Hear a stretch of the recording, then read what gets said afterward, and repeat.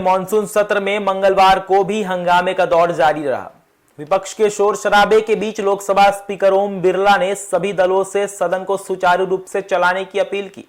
उन्होंने कहा कि संसद चर्चा और संवाद का मंच है और देश को सकारात्मक संदेश जाना चाहिए।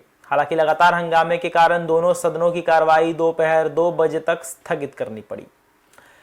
अब सभी की नजरें दोपहर 2 बजे होने वाली उस बहस पर है जिसमें पब्लिक एग्जामिनेशन संशोधन विधेयक 2026 पर चर्चा होगी।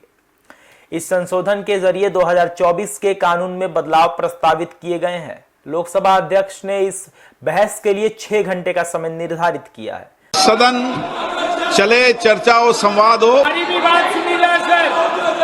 पूरे देश के अंदर एक सकारात्मक दिशा जाए कि संसद में चर्चा संवाद होती है। इसलिए मेरा आपसे आग्रह है कि प्रश्नकाल में गतिरोध पैदा नहीं करें, जिसे जरूरत पड़ने पर बढ़ाया भी जा सकता है।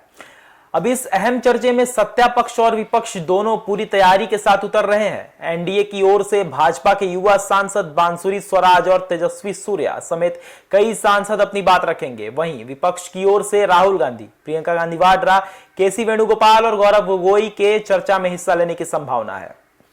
संसद की कार्रवाई से पहले एनडीए संसदीय दल की साप्ताहिक मंगल मिलन बैठक भी हुई, जिसमें प्रधानमंत्री नरेंद्र मोदी ने सांसदों को संबोधित किया। इस बैठक की एक खास बात यह रही कि पहली बार nationalist citizen party of India यानी एनसीपीआई के सांसदों को भी आमंत्रित किया गया।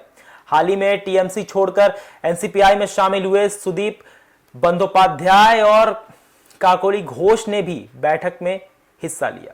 अब सवाल यह है कि क्या सरकार इस संशोधन विधेयक को आसानी से पारित करा पाएगी या विपक्ष इसे लेकर सरकार को घेरने की कोशिश करेगा, क्योंकि पेपर लीक जैसे मुद्दे पर पूरे देश की नजर संसद के इस बहस पर टिकी हुई।